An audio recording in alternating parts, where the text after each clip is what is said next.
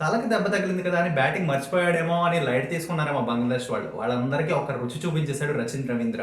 గాయం నుంచి డబుల్ స్పీడ్లో తిరిగి వచ్చి ఛాంపియన్స్ ట్రోఫీ డెబ్యూలోనే ఒక సెంచరీ చేశాడు. అంతకుముందు 2023 వరల్డ్ కప్ డెబ్యూలో సెంచరీ చేశాడు. ఇప్పుడు ఛాంపియన్స్ ట్రోఫీ డెబ్యూలో కూడా సెంచరీ చేశాడు. ఇలా 2 ఫీట్స్ సాధించిన ఏకైక ప్లేయర్గా రికార్డు సృష్టించాడు. ఛాంపియన్స్ ట్రోఫీలో న్యూజిలాండ్ వర్సెస్ బంగ్లాదేశ్ మధ్య జరిగిన మ్యాచ్లో న్యూజిలాండ్ ఘన విజయం సాధించింది. న్యూజిలాండ్ ఈ విక్టరీ సాధించిందంటే అర్థం ఏంటో తెలుసా? అటు హోస్ట్ నేషన్ పాకిస్తాన్, ఇటు బంగ్లాదేశ్ రెండు out of the tournament. And మనము ఇండియా అండ్ న్యూజిలాండ్ సెమీఫైనల్స్ కి అడ్వాన్స్ అయ్యాయి. Host nation Pakistan out of the tournament. Recent గా ఐసీసీ టోర్నమెంట్స్ లో ఎప్పుడు కూడా ఇలా జరిగిన సిచ్యువేషన్ చాలా రేర్ అనమాట. హోస్ట్ కనీసం నాకౌట్స్ వరకైనా వచ్చిన సందర్భాలు ఉన్నాయి. బట్ పాకిస్తాన్ వరుసగా 2 మ్యాచ్లు ఓడిపోవడం వల్ల అవుట్ ఆఫ్ ద టోర్నమెంట్. వాళ్ళకి చాలా రియాలిటీ చెక్లోకి రావాల్సిన అవసరం ఉంది. చాలా హార్డ్ డెసిషన్స్ తీసుకోవాల్సిన అవసరం ఉంటుంది.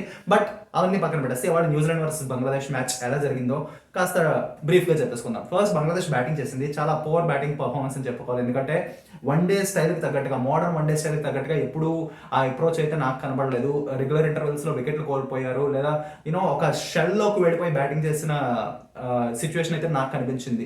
న్యూజిలాండ్ లాంటి స్ట్రాంగ్ టీం ముందు కేవలం 236 రన్స్ టార్గెట్ అంటే అది ఏమాత్రం సరిపోదు. అటు కెప్టెన్ నజ్ముల్ హుసేన్ షాంటో ఓపెనింగ్ దిగాడు, 70+ స్కోర్ చేశాడు. కానీ ఎప్పుడు తనకి అవతల నుంచి సపోర్ట్ రాలేదు. తను కూడా కావాల్సినంత వేగంగా ఆడలేకపోయాడు. బట్ న్యూజిలాండ్ స్పిన్నర్లో ఒక బౌలర్ గురించి చెప్పుకోవాలి, మైకేల్ బ్రేస్వెల్ గురించి చెప్పుకోవాలి. తన స్పిన్ బౌలింగ్తో అసలు బంగ్లాదేశ్లో అసలు ఎక్కడ కూడా ఎలాంటి ఛాన్స్ ఇవ్వలేదు. 10 ఓవర్లు వేసి కేవలం 26 రన్స్, అంటే 2.6 ఎకనామీ. చాలా అంటే చాలా మిజరబుల్, నాట్ మిజరబుల్, చాలా మైజర్గా ఉన్నాడు అనమాట. లైక్ కంజూస్ ఫర్ రన్స్ అన్నట్టు చెప్పుకోవచ్చు. లెటర్ అని చెప్పుకోవాలంటే 4 for 26.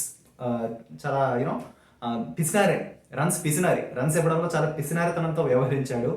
సో తనకే ప్లేయర్ ఆఫ్ ద మ్యాచ్ కూడా వచ్చింది ఎవెన్చువల్లీ. 237 రన్స్ టార్గెట్తో దిగింది New Zealand. But opening spell Bangladesh pacers వేసినది చాలా మెచ్చుకోవాల్సిన విషయం. ఎందుకంటే తస్కిన్ అహ్మద్ అండ్ నహీద్ రానా ఒక కొత్త బౌలర్. ఈ మధ్య బంగ్లాదేశ్లో ఒక టాక్ ఆఫ్ ద టౌన్ కింద మారాడనమాట. తను 145-150 పేస్తో రెగ్యులర్గా బౌలింగ్ చేస్తుంటాడు. తను అండ్ తస్కిన్ అహ్మద్ పవర్ ప్లేలో వెంటనే 4 ఓవర్లోపే 2 వికెట్లు తీశారు, including Kane Williamson wicket, one of the star batters of New Zealand.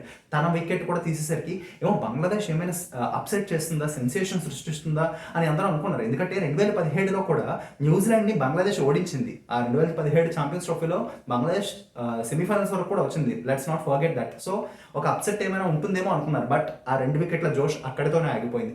ఆ తర్వాత వచ్చాడు రచిన్ రవీంద్ర తలకు గాయమని చెప్పుకున్నాం కదా. అదేంటంటే ఈ ఛాంపియన్స్ ట్రోఫీ స్టార్ట్ అవ్వక ముందు పాకిస్తాన్లో ట్రై సిరీస్ ఒకటి జరిగిందనమాట.